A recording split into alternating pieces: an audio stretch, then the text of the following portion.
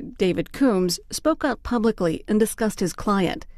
Manning is accused of leaking classified documents to the website WikiLeaks. Manning's pretrial hearing is underway in Fort Meade, Maryland. This is a half hour.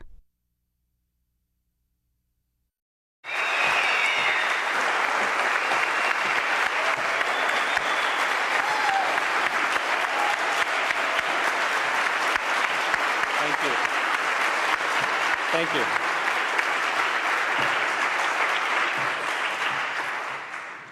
Well, I really appreciate the turnout here, and especially the turnout by the press. Thank you for that.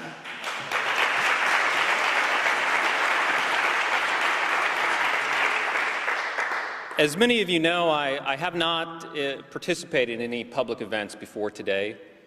I also avoid any interviews with the media. And it was and still is my belief that Bradley Manning deserves an attorney that is focused on what is happening in the courtroom and only what is happening in the courtroom. And that is why I have chosen not to do media interviews at this point. But today, however, marks a milestone, and it was actually supposed to be an ending point, really, to the motions hearings that we were going through. And it would mark the end of the motions phase, working our way into the trial phase. And the motion that we were doing, and unfortunately still are, is the unlawful pretrial punishment motion. And it's taken longer than expected, but I must tell you, I'm not really that disappointed by that. I'm enjoying my opportunity to cross-examine those who had Bradley Manning in those conditions for 9 months.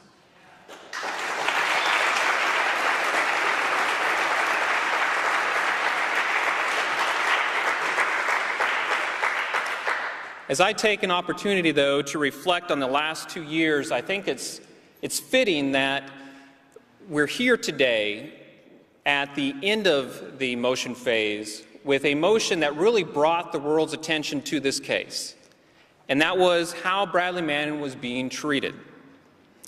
Brad's treatment at Quantico will forever be etched, I believe, in our nation's history as a disgraceful moment in time. Not only was it stupid and counterproductive, it was criminal.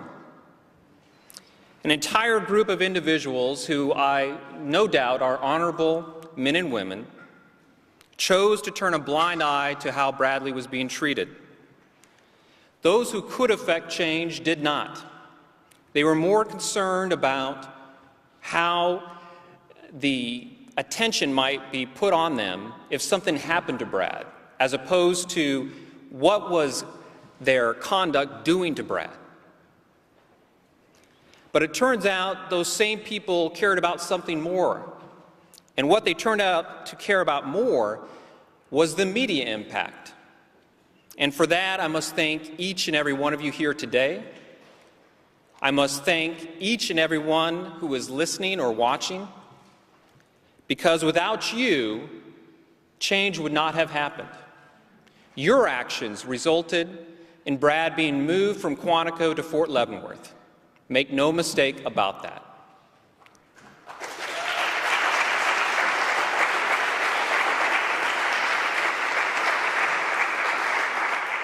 And with your actions, the draconian conditions that he lived under for 9 months came to an end. The magical waters of Fort Leavenworth apparently healed him, and he was no longer required to live in the conditions that he was in. Now, we all know Brad cannot be here tonight, but he knows tonight is happening.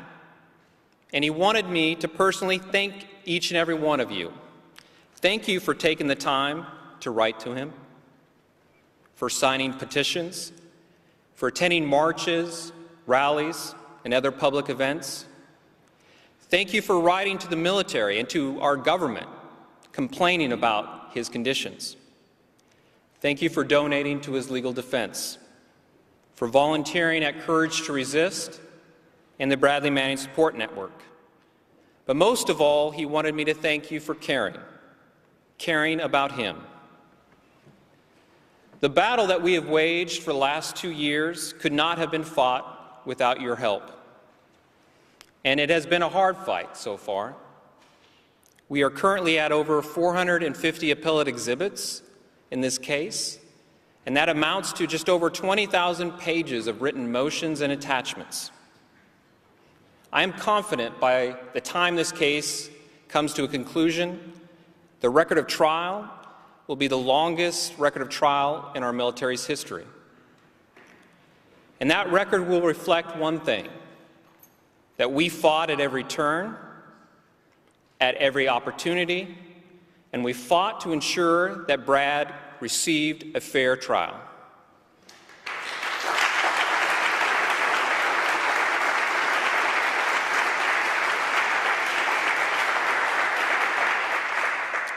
Now, my office website can keep track of a few things, and I want to share some numbers with you that I am personally, happy to see. And that is over 764,000 people to date have gone and read at least something about Brad on my webpage. We've received over 72,000 pieces of mail for Brad since his beginning in confinement. Over 14,000 individuals have donated to either Courage to Resist or the Bradley Manning Defense Fund, and 754 supporters have donated directly to his legal defense fund managed by my office. And today, I want to take the opportunity to thank you. Thank you for getting involved. Thank you for taking the time out of your busy life, not only to be here today and to listen to what I'm saying, but thank you for caring about Brad. Thank you. When I'm in the courtroom, I stand up and I look to my right, and I see the United States government.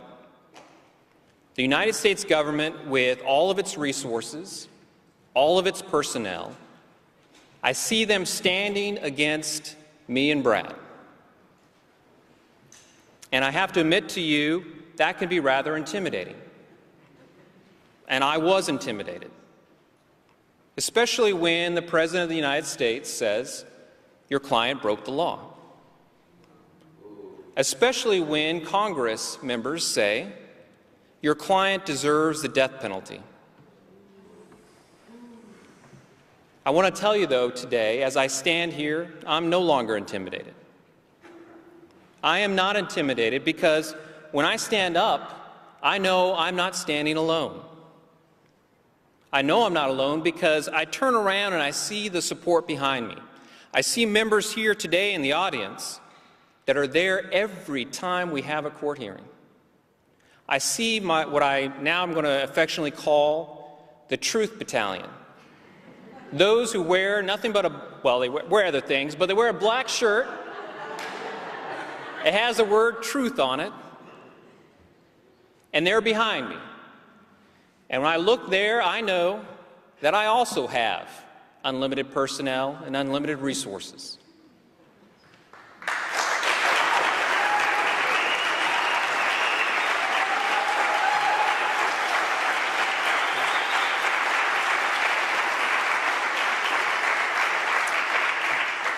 But perhaps the best evidence for me that I am not standing alone when I stand for Brad is a website called IamBradleyManning.org. I personally have to tell you, I go to this site at least once a day.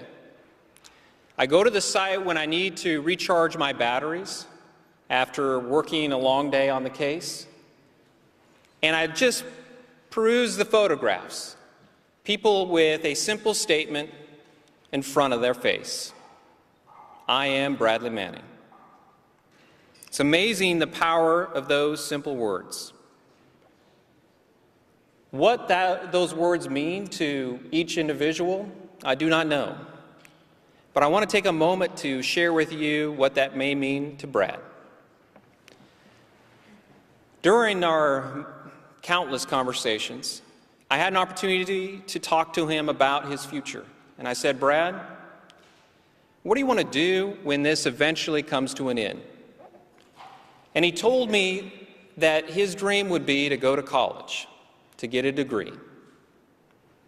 And as a young man, at that time he was 23, that makes sense. We all know that college degrees are pretty much the ticket to a productive future. So I asked Brad, well, with that degree, what do you plan on doing? And he said, I want to go into public service. And I asked him what he meant by that. And he said, I want to join some sort of campaign group, go into public service, and perhaps one day run for public office. And I asked Brad, why would he want to do that? And he said, I want to make a difference. I want to make a difference in this world. I can tell you that standing here today, I hope that someday soon Brad can go to college. I hope someday soon he can, in fact, go into public service. But I am confident, as I stand here today, that Brad doesn't have to worry about making a difference in this world. He has made a difference.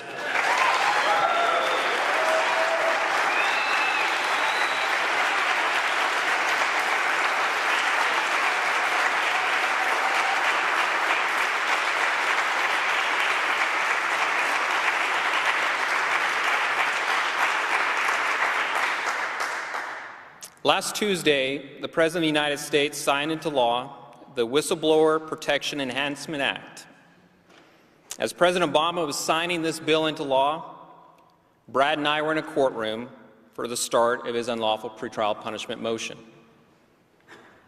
How can you reconcile the two? I don't know the answer to that question.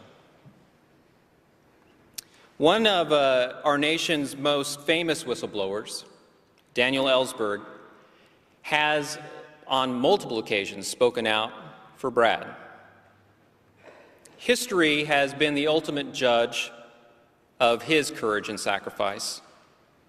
History has judged him well. I hope that history will judge Private First Class Bradley Manning in a similar light. I thank you for coming here today, and I thank you for listening to me.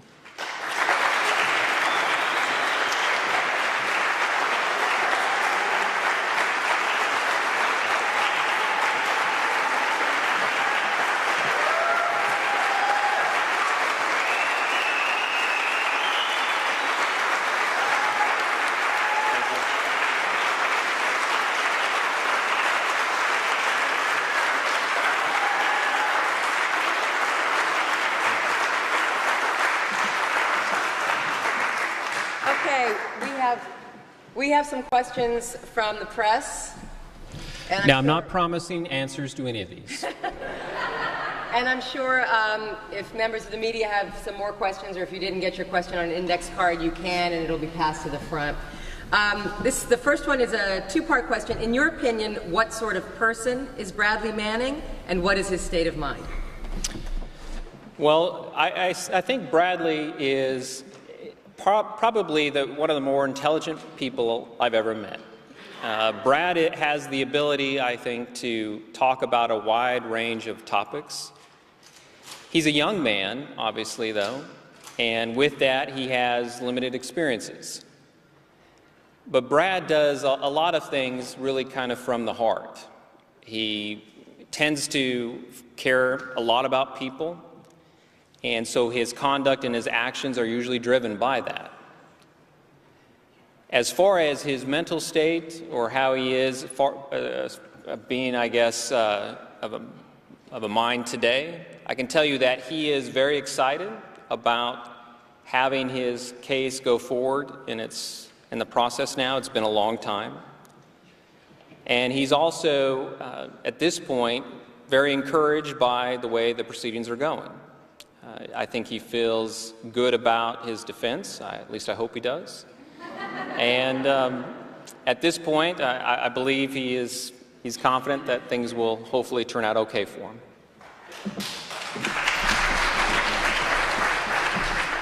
What can ordinary citizens do to help Bradley Manning? Well, I think the biggest thing is to make sure that this case doesn't get lost in the minutia of everything else going on in this world. It is by far the most important military case, but it's a case that has significance for all of us.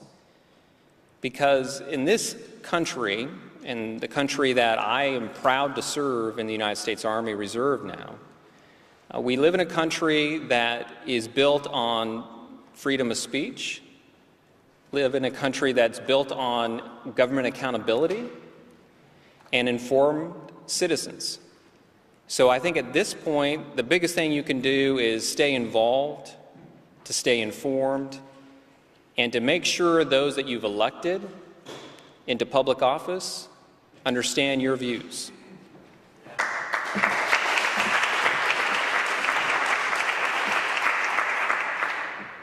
Have you perceived any difference in the way he's being treated in court as time goes on?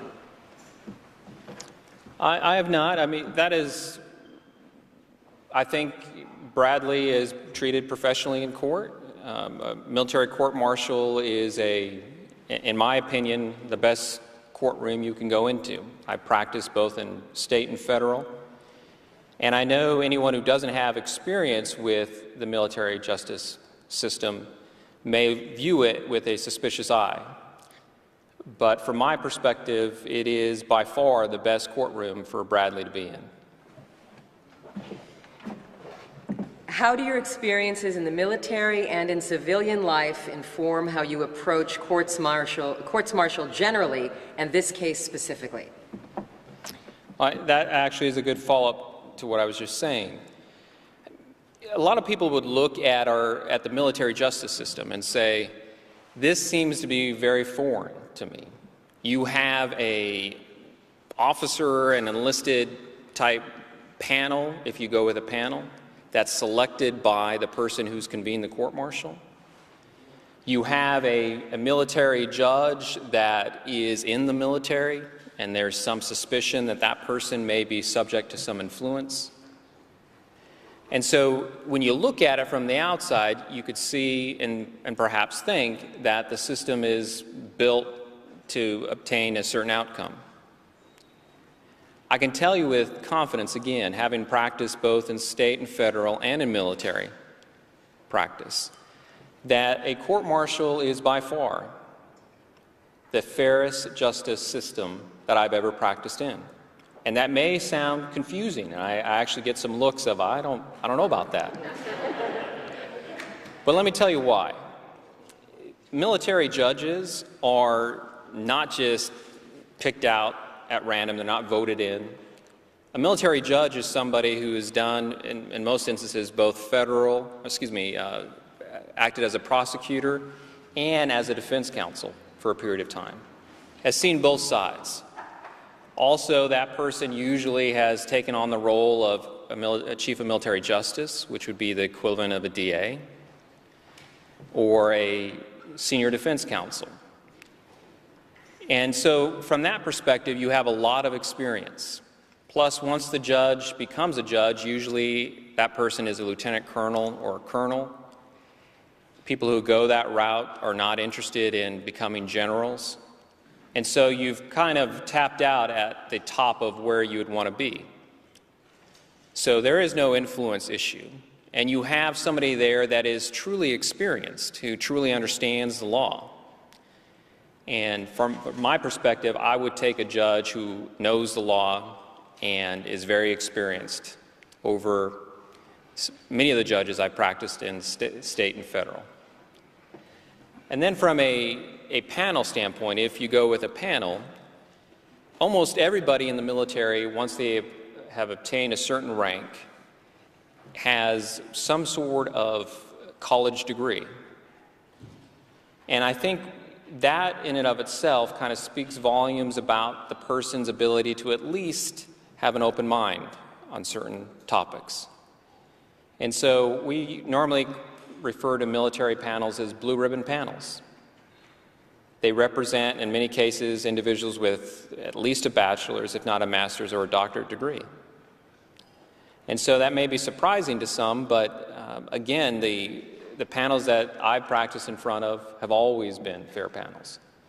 I might not have agreed with their outcome, but I do believe they took their job seriously With regards to state juries I practice in front of, it's not always the case that you get an open-minded jury. So again, for those who look to this and say, I wish you were in some other venue, I can tell you that Bradley's in the best venue possible for him. Okay, this is sort of related to that question. How do you find that outsiders of either military service or civilian life generally perceive the other? Well, I think I might have answered that question. I can tell you that if you do, in fact, look at the rights, and this is more when I taught military law to non-military attorneys, we would compare the various rights that you have in a state or a federal court against the rights that you have in a military court. And in every instance, the military court rights exceed that you would have as a normal citizen in state or federal court. So I think this is an issue in which a lot of times the suspicion, once you're informed, doesn't bear out. You start to believe that this is a very fair system. The suspicion, I think, though, of the military justice system is because in some regards it's foreign, obviously. But never forget that the military is made up of basically our sons and daughters, husbands, wives, fathers and mothers, just like yourself. And it is in my mind, it's not a perfect system, but it is one of the best systems that I've had the opportunity to practice in front of. This may be the same kind of question. You see what you think. What do you take with you most from your military service and your time in civilian life? I think military service, I can tell you a little background story about me. I was on active duty as a major. I just went through a course that would have ultimately put me on the track of lieutenant colonel and then taking the bench as a military judge. And then I met my lovely wife, who we met at a new law professors conference, not the kind of a geeky way of meeting your spouse. But we met there, and she changed my priorities. And she's a law professor, so at least in our family, she is the smartest one, and I know that. And so what we ultimately decided was I would hitch my cart to her star. And so that's what I did, and that's why I got out of the military, at least from the active duty standpoint. And when I got out, it was probably one of the worst times you could go out on the job market. And so I couldn't find a job. Even though I got towards the last rounds of job interviews, I was never selected. I was in an area where I didn't know people, and that's pretty much how you could find a job, by being known. So I decided to hang out my own shingle and go into state and federal practice, and then ultimately start my military practice. And I'll tell you that what I take to the military practice and what I think helps serve me well and my clients is a lot of the people that I see in the military are former students of mine when I taught, or they've come up through the ranks with me and I know them. And so at least in that system, you have the ability to sit down at a table with somebody and have a little bit of experience about them and know them and be able to talk to them and hopefully obtain positive outcomes for clients. But for me now, going into this case, obviously this has been a 2-year in the making case. And the people that I'm working against some of them are former students. The relationships that we have, obviously in this case, are adversarial, but I can tell that, and you see it in the courtroom, they're working hard for their side, and they believe in what they're doing. I think what I bring most into this situation is I have a familiarity with the system and the terminology.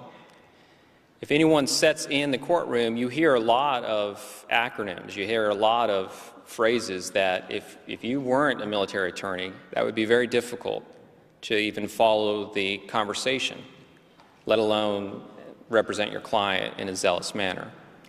So I think that's the experience I bring is not only being known, but also just being familiar with the system.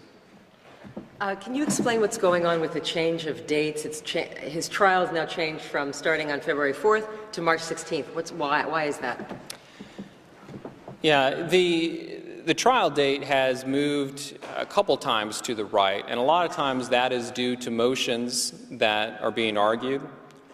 Some of the motions are unplanned, and they become issues only when we see a particular piece of evidence. In this instance, we've got some issues that we're litigating that if the defense receives a particular ruling will require a delay in the proceedings of about 2 weeks. If we don't receive that ruling, then the calendar will move back to the left a couple of weeks. So in this instance, it's all driven really by a few of the motions, although as I started my speech and my remarks here today, we're nearing the end of the motions phase, and we really are transferring towards the trial phase at this point. One of the charges is aiding the enemy. How great a threat do you think that charge is to the press and to whistleblowers in the age of the Internet? Yeah, I'll remove this from this case. So I will just say that this is why I think it is a very important case for everybody, because when you look at the offense of aiding the enemy and take it out of this case and just simply say, if you can possibly aid the enemy by giving information to the press with no intent that that information land in the hands of the enemy, and by that mere action alone you can be found to have aided the enemy, that's a scary proposition. Right there, that would silence a lot of critics of our government, and that's what makes our government great, in that we foster that criticism. And oftentimes, when it's deserved, we make changes. So this is a very serious offense, not only for my client, but I think for anybody in America to be paying attention to what it means to aid the enemy. So again, I think it's something that hopefully means something more than just giving information to the press. Bradley Manning stated last week that he didn't want his case tried in the press. Does he and do you feel the public and press have accurately represented what's happened? Well, I'll just answer that from my perspective. And as I said to begin with, this public appearance is the exception for me. I believe that trying the case in the press is not the way to do representation of a client. And Brad, at least from what he testified in the open hearing, didn't want his case to be tried in the press either. And because that was his wishes early on, but also because my perspective is you shouldn't try your case in the press, I respected his wishes and I didn't grant interviews. And even after this day, I won't be granting interviews. And the reason why, again, is because your focus has to be on your client and not on, basically putting out facts to spin something your way in the press when that doesn't achieve anything in the courtroom. When you're in the courtroom, that's what matters. What happens there matters. In the press, as I said here today, what really matters is you, the public, being involved and being informed. And the press can do wonderful things. That's why I'm happy to see them here today. And that's what really resulted in Brad being moved, in my opinion, from Quantico to Fort Leavenworth. Are you and your client able to communicate freely on a privileged basis? Yes, Brad and I speak at least once a week, if not more, and we see each other quite often as well. Our communications are always privileged. They're never subject to any sort of recording or being monitored by anyone. And so because of that, I act basically as kind of the conduit for Brad, giving him information and helping him stay in touch and informed. So those communications are not subject to monitoring. Final question, although I think you've pretty much covered this. Do you feel the judge has so far been fair to your client, and does Bradley Manning feel that way as well? Well, yeah, okay. I can't, that's a loaded question there, but I will say, yeah, no, I won't say that. What I would say is this, that when I look up to the bench and I see a judge that knows the law, that is always prepared, that seems to be 2 steps ahead of the counsel, then I'm comforted by that. And for me, at least, that makes me work harder. That makes me fear being in the courtroom and not being prepared. And so in this case, I would say we have a judge that's exactly like that. So if to the extent that, that Michael saw some good advocacy in the courtroom, I can tell you that was because I would not want to see the judge look at me in a way that says, how dare you come into my courtroom and not be prepared? And so here, I'm very happy with the judge that we have and her knowledge and expertise. Okay. That's the end of the questions for David Coombs. Thank you. Let's say thank you to David Coombs.